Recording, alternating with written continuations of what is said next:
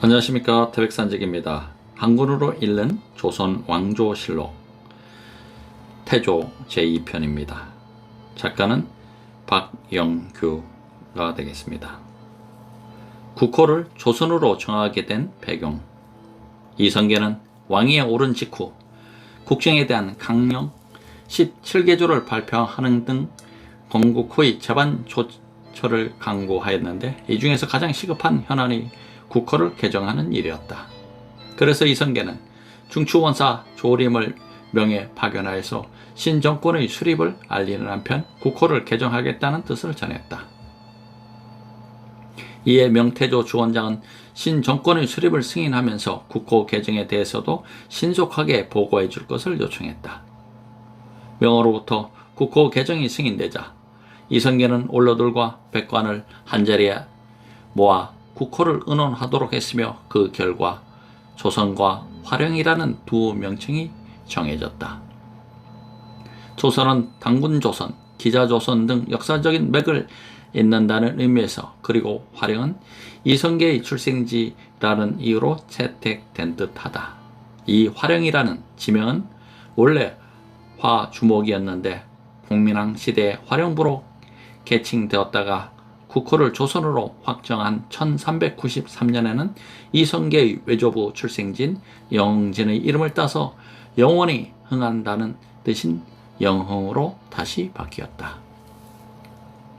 이처럼 화령과 조선이라는 두 이름이 결정되자 이성계는 1392년 11월 예문 관악사 한상지를 다시 명나라에 파견하여 조선과 화령 둘 중에서 하나를 국호로 택해 줄 것을 청하였다. 이때 주문사로 중국에 파견된 한상질은 수양대군을 왕위에 올려 공신이 된 한 명의 조부였던 것이다. 그는 국호 개정의 논의가 있자 주문사를 자청하여 1392년 11월 명나라로 떠나 이듬해 2월에 조선이라는 국호를 결정받고 돌아왔다. 조선이라는 국호의 결정과 관련하여 조선과 명의 입장은 사뭇 달랐다. 조선 측에서는 당군 조선과 기자 조선의 문화와 전통을 동시에 계승한다는 의도였지만, 명은 기자 조선을 의식하고 조선이라는 국호에 쾌히 동의했던 것이다. 즉, 논어에 등장하는 은나라의 현인 기자가 조선으로 망명하여 백성을 교화시켰으며, 이에 주나라가 기자를 조선의 제후에 봉하였다는 한서 지리지의 내용을 염두에 두고 있었다는 뜻이다. 그래서 명의 중원장은 조선이란 이름이 중국의 제후 국임을 뜻한다고 보았던 것이다. 이처럼 조선이란 국호는 민족주의적인 역사관과 사대주의적인 가치관이 혼재되어 있는 이름이었다. 성리학을 지배 이념으로 하여 건국한 조선 왕조는 왕도 정치 구현과 중국과의 사대 관계 유지가 이상적인 정치와 외교로 인식했다. 그러므로 기자와 같은 중국의 현인이 조선 왕조와 국호가 같았던 고조선에 와서 백성을 교화한 일을 명예스러운 일이었다고 여겨 기자 동례서를 긍정적으로 수용하였을 것이다. 이와 같은 흔적은 고려시대의 기록에서도 나타나는데, 성리학이 도입된 이후인 고려 숙종 때 평양에 세워진 기자릉에 대한 제사가 국가적 차원에서 거행되었던 점을 예로 들 수 있겠다. 그러나 기자조선에 대한 이 같은 인식과 달리 근대 이후의 역사 연구에서는 기자와 기자조선을 별개의 존재로 다루고 있다. 기자는 은나라 말기의 현인으로서 실제 인물이었다 하더라도 이 기자와 결합된 이른바 기자조선의 실체는 새롭게 규명되어야 하기 때문이다. 새로운 도읍지 한양. 이성계는 조선을 개국하자 무학과 정도전 등의 건의를 받아들여 왕성을 옮길 계획을 세운다. 개성은 이미 땅의 기운이 다했을 뿐 아니라 조선이 새롭게 건국되었기에 민심을 일신하기 위해서는 도읍을 옮겨야 한다는 것이 그 이유였다. 그래서 조선 조정은 군중화를 시켜 도읍지를 물색케 하고 1차적으로 계룡산을 새로운 도읍지로 확정하여 왕성 건립을 시작했다.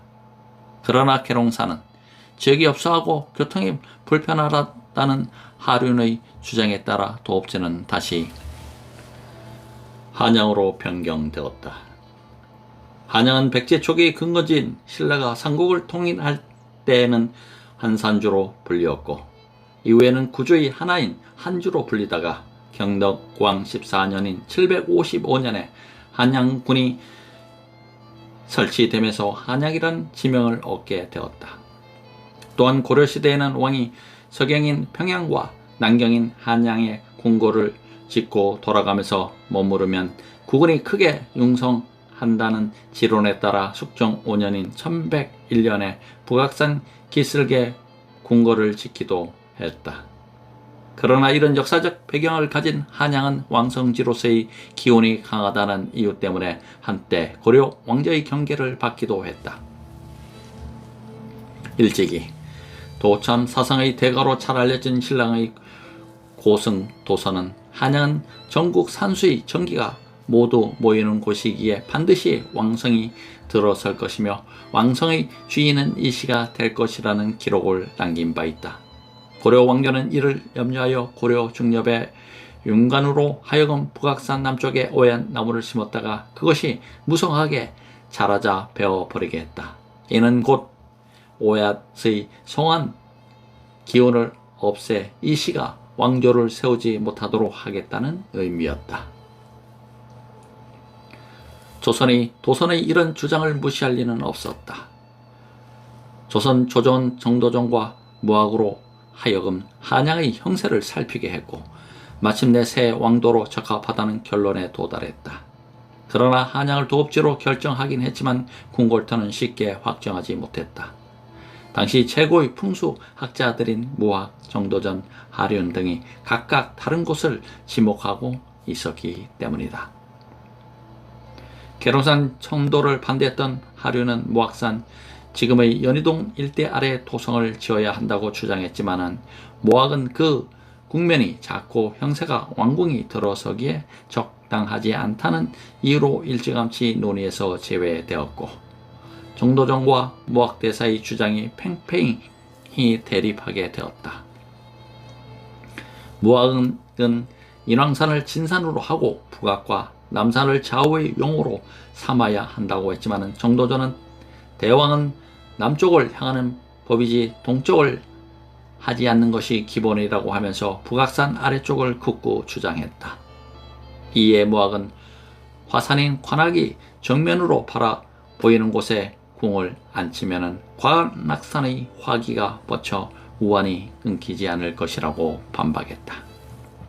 하지만 정도전은 관악의 화기는 가운데 있는 한강이 막아낼 수 있다며 지론을 굽히지 않았다. 결국 조선 조정은 정도전의 의견을 채택하여 북악산 아래 왕성을 짓고 궁궐을 남쪽으로 향하게 했으며 관악산의 화기를 막기 위해 불을 잡아먹는다는 전설의 동물 해태의 석상을 세웠다. 조선의 천도를 단행한 것은 1394년 10월이었다. 이후 조선은 한때 왕자인 난동으로 인하여 개경으로 잠시 전도하였던 것을 제외하고는 500여 년 동안 한양을 왕성으로 삼고 왕조를 이어나갔던 것이다. 조선 개국을 이끈 사람들, 왕조를 꿈꾸는 혁명가들, 조선을 개국한 사람들은 한마디로 고려 조정의 주변 세력들이었다. 역성 혁명론을 개국 이념으로 앞세운 이들은 이성계, 정도전, 무학대사 세 사람으로 압축할 수 있는데 이는 고려의 멸망 과정을 살펴보면 쉽게 이해할 수 있다. 고려의 멸망과 조선의 개국 과정은 홍민 왕조 때 벌어진 진원파와 반원파의 대립에서 시작된다. 진원파의 대표격인 기시 가문과 반원파의 대표격인 공민왕의 싸움은 원의 몰락으로 말미암아 공민왕의 승리로 끝난다. 이때 공민왕파에 속했던 대표적 인물이 이성계와 채영이었다. 하지만 이들 반원 세력은 다시 둘로 나누어졌다. 이성계는 근본적으로 변방 세력이었기에 언제나 전쟁터로 내몰렸으며 채영은 중앙의 권력을 잡고 있었다. 이는 곧 조정의 주변 세력과 고려 왕조를 중심으로 한 중앙 세력으로 구별될 수 있었다. 이 주변 세력에는 이른바 성리학 이념의 바탕을 둔 개혁론자들이 포진하고 있었고, 중앙 세력에는 왕족을 비롯한 훈구 세력들이 자리 잡고 있었다. 양대 세력은 요동성 공략에 대한 이견으로 갈등이 절정에 이르렀고, 이 때문에 이성계 일파는 위화도 해군을 단행하여 중앙 세력의 수장인 채영을 제거하고 우왕을 폐위한다. 하지만 이들 개혁론자들은 다시 이성계를 왕으로 옹립하고 새로운 왕조를 주창해야 한다는 역성혁명론자들과 고려 왕조를 그대로 유지하면서 성리학 사상을 중심으로 고려를 개혁해야 한다는 고려 개혁론자들로 나누어진다. 역성혁명론의 대표격은 정도전이었고, 고려 개혁론의 대표격은 정몽주였다. 이들은 모두 이색의 문화에서 동문수학한 사이였지만 대립은 결국 군권을 장악하고 있던 역성혁명론자들의 승리로 끝난다. 이렇게 해서 세운 나라가 고 조선이었다. 조선의 태조로 등극한 이성계는 군권을 쥐고 있었지만 원래 새 왕조를 주창하겠다는 의지는 그다지 강하지 않았던 것 같아. 오히려 새로운 왕조가 들어서야 한다는 생각을 강하게 품고 있었던 인물은 무학대사와 정도전이었다. 이들은 출신이 미천했다. 이들은 출신 성분 탓의 능력과 상관없이 배척의 대상이 되었고 항상 주변 세력으로 머물러야 했다. 이들의 이런 상황은 변방 세력이란 이유로 끊임없이 전쟁터만을 전전해야 했던 이성계의 처지와 같았다. 그래서 이들은 힘은 있으나 주변 세력으로만 머물러 있던 이성계를 찾아 새로운 왕조를 개창할 것을 역설했다. 정도전은 사상적인 부분에서 무학은 이성계 개인의 인성과 청명론을 들먹이며 그를 부추겼고, 결국 이들의 설득과 논리가 이성계의 불만과 일치되면서 비로소 조선의 개국으로 이어지게 된 것이었다. 역성혁명론을 실천한 풍운화 정도전. 조선의 개국은 역성혁명론의 결정체였으며 이러한 논리를 고려 왕조에 대입한 사람이 바로 정도전이었다. 통치자가 민심을 잃었을 때 물리력으로 왕조를 교체할 수 있다는 맹자의 사상을 바탕으로 정도전은 이미 국군이 기구로 가던 고려 왕조를 폐하고 성리학 사상을 통치 이념으로 한 새로운 왕조를 꿈꾸었다. 정도전은 고려 말에 개혁을 꿈꾸던 일군의 성리학자들이 명망 있는 가문 출신인 것과 대조적으로 보잘것없는 집안에서 태어났다. 그의 고조부 정공민은 고을의 아전격인 호장으로 있었으며 대대로 미미한 벼슬을 유지해오다가 아버지 정운경에 이르러서 비로소 직제학이라는 중앙관리로 진출할 수 있었다. 하지만 그의 어머니는 서울 출신의 노비였다. 이런 출신 배경은 정도전의 출세에 엄청난 걸림돌로 작용했을 뿐만 아니라 동문수학했던 벗들로부터 따돌림을 받는 주된 원인이 되기도 했다. 그런 외톨박이 생활이 정도전으로 하여금 역성혁명을 꿈꿀 수밖에 없었던 이유로 작용했던 것이다. 정도전은 이성계보다 2년 늦은 1337년에 경북 영주에서 태어났다. 아버지 정운경이 이색의 아버지 이곡과 친구였던 덕으로 이색 문화에서 글을 배울 수 있었으며 거기에서 정몽주, 이숭인 등과 교분을 가졌다. 24살이 되던 1360년 공민왕 9년 성균시에 합격하고 2년 후에는 진사시에 붙어 충주사로 정교주부, 통례문지후 등을 역임하였다. 그 성균관의 박사로 있으면서 동갑 내기인 정몽주 등과 함께 매일같이 명륜당에서 유학을 강론했으며 1371년에는 태상 박사에 임명되어 전선을 관장했다. 1375년 5왕 1년 권신, 이인임, 경복, 흥행 등의 친원 세력과 맞서다가 전라도 나주목에 유배되었으며 2년 뒤에 유배지에서 풀려난 뒤로는 낙향하여 4년간 직거하다가 한양으로 가서 삼각산 밑에 초가를 짓고 후학을 가르쳤다. 하지만 주변 유학도들의 방해로 서재를 철거당하고 다시 김포로 이사했다. 이렇게 유랑 생활을 하던 정도전은 1383년 이성계를 찾아간다. 이때 이성계는 나주 부대를 격퇴시킨 후 각종 전쟁에서 승전을 거듭하여 고려의 영웅으로 떠오르고 있었으며 고려 변방 동북면의 도지사를 맡고 있었다. 이성계와 인연을 맺은 정도전은 이성계의 청고로 성균관 대사성에 오른다. 이후 1388년 이성계가 위화도 해군에서 성공하자 밀직 부사로 승진하여 조준 등과 함께 전제 개혁안을 건의하고 조민수 등 구세력을 제거하여 이성계가 조정을 장악하도록 도와준다.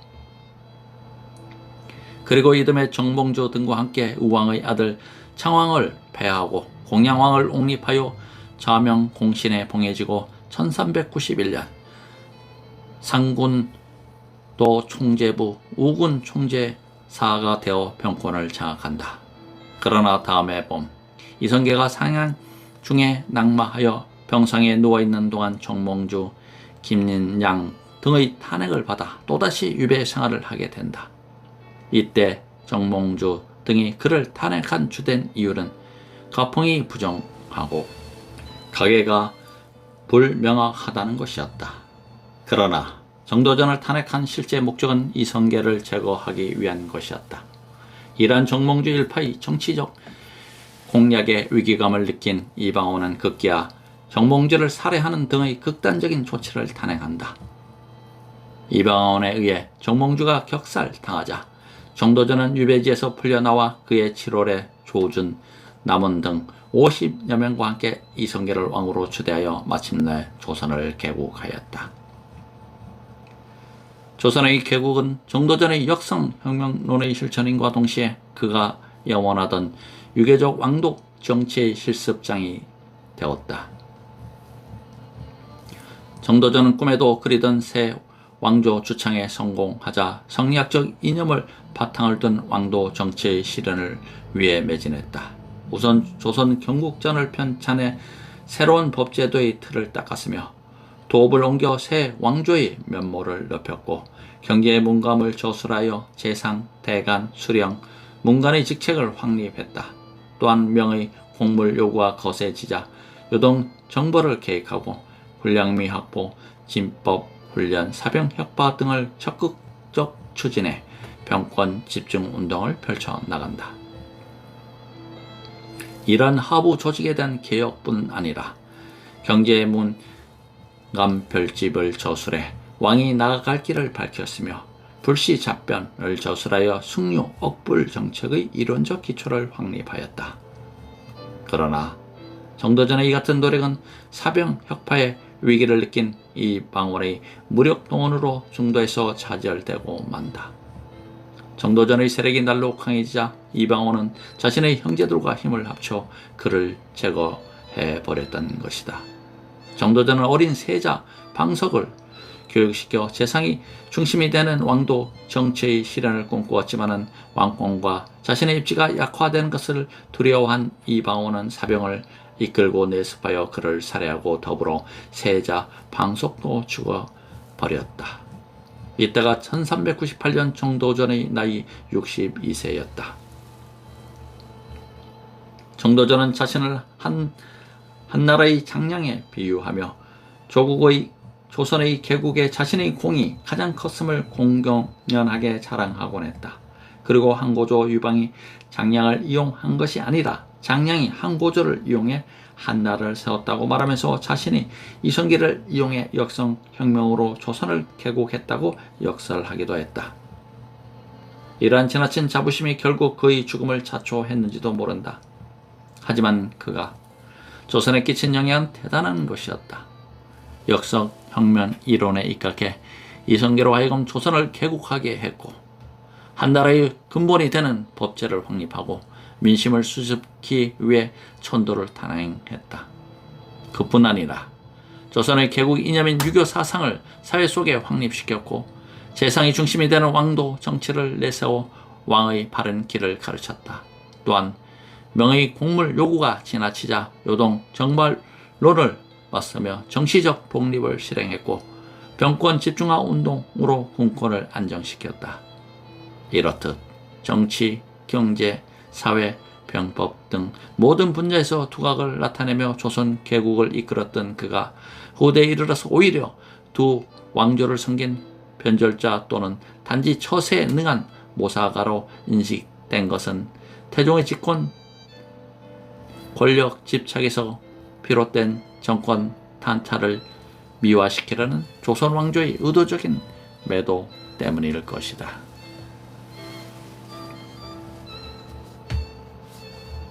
장수를 국왕으로 이끈 무학. 정도전이 이성계에게 새로운 왕국 건설의 당위성을 가르쳤다면 무학은 이성계를 일개 장수에서 군왕으로 이끈 사람이었다.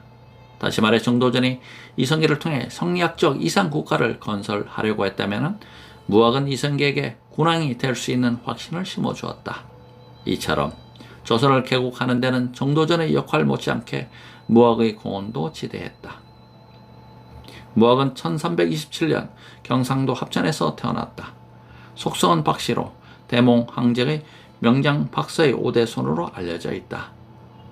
본명은 자초이며 18세에 수선사 송광사로 출가하였고 용문산의 해명 스님에게서 불법을 전수받았다.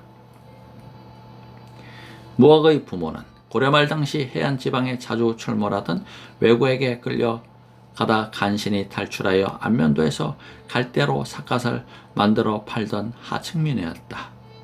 때문에 어린 시절에 된 기록은 거의 전부에서 그의 행적은 출가 이후 일부만이 겨우 전해지고 있을 뿐이다. 무학은 출가한 지 몇 년 후에 원으로 유학하였다. 그는 거기에서 인도 출신의 고승 지공 스님을 만나 손불교를 배웠고 또한 원에서 유학 중이던 나웅 해근 스님을 만나 제자가 되었다. 무학은 원에서 돌아온 뒤 나웅 스님을 찾았다. 그때 나웅은 공민왕의 왕사로 봉직하고 있었다. 나웅은 무학을 전법 제자로 삼았지만 나웅의 제자들은 이를 용납하려 들지 않았다. 이 때문에 나웅은 문도들의 반대로 그에게 의복을 전수하지도 못하고 전법 제자임을 알리는 시를 한 수 지어준다. 나웅의 제자들이 무학을 배청했던 것은 우선 무학이 천민 출신이라는 것이었고 다음으로는 보수적인 자신들의 성향 때문에 무학의 선진적인 사상을 받아들이지 못했기 때문이다. 그래서 무학은 공양왕의 왕사 책봉도 받아들이지 않고 나웅의 곁을 떠나 오랫동안 토굴에서 수도 생활에만 전념했다. 하지만 이성계를 만난 뒤부터 그의 삶은 달라진다. 무학은 새로운 왕국의 건설을 꿈꾸는 혁명가임을 동시에 새 왕조의 군왕이 될 이성계의 충실한 인도자가 된다. 사실 그가 이성계를 만난 경위에 대한 정확한 기록은 없다. 다만 조선 중기 휴정이 지은 서광사기에 따르면 이성계가 그를 찾아온 것으로 기록되어 있을 뿐이다.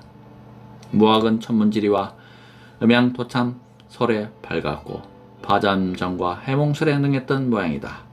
그를 찾아온 이성계가 문자를 짚어 보이자 어느 쪽으로 보나 군이라고 하고 그가 장차 임금이 될 것이라고 예언했는가 하면은 꿈에 젓가락 3개를 쥐고 나왔다는 이성계의 말을 듣고 그것은 임금 왕이라고 하여 후에 왕이 될 것을 예언했다는 것이다. 이 기록의 사실 여부를 따라 무학이 이성계에게 왕의 기상이 깃들어 있음을 각인시킨 것만은 분명했던 것 같다. 이후 이성계는 그를 스승으로 대했고 조선 개국 이후에도 왕사로 받아들였다. 무학의 혁명에 대한 염원은 부패 상황이 극에 달한 고려말의 불교계에 대한 비판에서 출발하고 있으며 다른 한편으론 자신의 신분적인 한계를 극복하기 위함이었을 것이다. 이성계와 함께 새 왕조를 개창하려는 세력들이 불교를 굳고 배척하던 성리학자들이었음에도 무학이 정도전을 비롯한 성리학자들과 손을 잡을 수 있었던 것은 자신의 불교적인 입장보다는 개혁에 대한 염원이 더욱 간절했기 때문이었다. 무학은 태조의 왕사로 있으면서 조선의 안정을 위해 새로운 왕도를 정하는 일과 왕궁을 건축하는 일에 가담하는 등 노년의 거의 전부를 조선의 건설에 쏟았다. 하지만 조선의 중심 세력은 성리학자였고 그것은 곧 유교를 숭상하고 불교를 배척하는 정치로 이어졌다. 무학은 이런 현실을 원망하지 않았다. 오히려 자신의 소임이 끝났음을 알고 조용히 왕사직을 물러나 수행에만 전념하다가 1405년 79세 일기로 생을 마쳤다. 그것이 조선 개국의 주체이면서도 전혀 그 기득권을 주장하지 않았던 유일한 인물 무학의 선택이었다. 태조실록 편찬경위. 태조실록은 총 15권 3책으로 구성되어 있으며 1392년 7월부터 1398년 12월까지 6년 5개월 12일간의 역사를 기록하고 있다. 이 책의 원명은 태조 강원 대왕실록이며 지금 남아있는 강화도 전족산본은 필사본이고 태백산본은 인쇄본이다. 현재 국보 제151호로 지정되어 있다. 태조가 1398년 9월에 왕위에서 물러나 상왕 정조시대와 태상왕 태종시대를 지내다가 1408년 74세로 일기를 마치자 태종은 이듬해 8월에 태조실록 편찬 작업을 시작하라는 명을 내렸다. 이때 춘춘관 기사관 송포 등은 조선의 왕조의 실록의 편찬하는 일이 처음인데다가 시대가 멀지 않고 그 당시 활동했던 인물들이 대부분 살아있다는 이유로 실록 편찬은 시기상조라고 주장했다. 하지만 태종은 찬수의 뜻을 굽히지 않고 사관들에게 태조 원년부터 정조 2년까지 사초를 제출하라는 명령을 내렸다. 사초 제출 기한은 한양 거주자 10월 15일, 지방 거주자 11월 1일까지였다. 그러나 이때까지도 사초가 잘 들어오지 않자 태종은 사초를 제출하지 않은 자에게 대해 자손을 금고하고 벌금 20냥을 징수하도록 하는 처벌 규정을 마련해 사초 제출을 독려했다. 그래서 1410년 정월부터 하륜, 유관, 정의호, 변계랑 등을 중심으로 편찬 작업이 시작되어 1413년 3월에 완성되었다. 하지만 태조실록은 완성된 후에도 곧바로 출판되지 못했다. 실록을 살펴본 조선 대신들이 중복된 기사가 많다면서 수정 보완해야 한다고 주장했기 때문이다. 이때 중신들이 지적한 것은 제1차, 제2차 왕자의 난에 대한 기록이었다. 하지만 편찬 책임을 맡았던 춘추관 관료들은 이들의 주장을 받아들이지 않아 태조실록은 세종대에 이르기까지 출판되지 못한 상태로 남아있었다. 그런데 1438년 세종 20년 변계량이 지은 헌능, 태종의 능비문 가운데 2차에 걸친 왕자의 난에 대한 내용이 잘못 기술되었다는 주장이 대두하자 세종은 이를 고치도록 명하였고 아울러 태조실록과 공경왕실록, 정종실록을 함께 고치게 되었다. 그러나 실록 개수 작업이 이루어진 것은 4년 뒤인 1442년이었다. 이 작업이 완료되자 태조실록, 공경왕실록, 태종실록과 함께 고려시대의 실록을 보관해둔 충주사고에 봉안되었다. 하지만 충주사고 하나만으로 연구 보존이 어렵다는 지적이 있자 1445년까지 3조 실록 3부를 더 필사하여 전주사고와 성주사고에 각각 한 부씩 봉안했다. 현재 서울대 도서관에 보관되어 있는 정족산본의 3조 실록은 전주사고에 봉안한 것이다. 태조실록은 태조가 즉위한 1392년 7월 17일부터 1398년 12월 말까지 약 6년 6개월간에 있었던 정치, 외교, 국방, 경제, 사회, 문화 등 각 방면의 역사적 사실이 연월일순에 따라 편년체로 기술되어 있다. 태조는 제1차 왕자의 난 직후 1398년 9월 5일에 정종에게 양위하였기에 그의 재위 기간은 실제로 이때까지이지만 태조실록에는 그의 말까지 수록 범위를 잡고 있다. 태조시대의 세계 역사를 보겠습니다. 태조시대의 세계 정세를 살펴보면 우선 동아시아의 중국에서는 원이 밀려나고 명이 일어나 세력을 확대하기 시작했으며, 일본에서는 남북이 황통을 합의라고 황위는 북조 개통만으로만 세습토록 했습니다. 한편 유럽은 프랑스에서 부르고 뉴파와 오를레앙 바의 싸움이 벌어졌고, 독일에서는 한자 동맹이 체결되었으며, 영국의 리처드 2세와 프랑스의 왕녀 이사벨라가 결혼함으로써 두 나라는 화해 국면을 맞이했던 시대였습니다. 조선왕조 실록 제1대 태조 편이었습니다. 감사합니다. 태백산직이었습니다.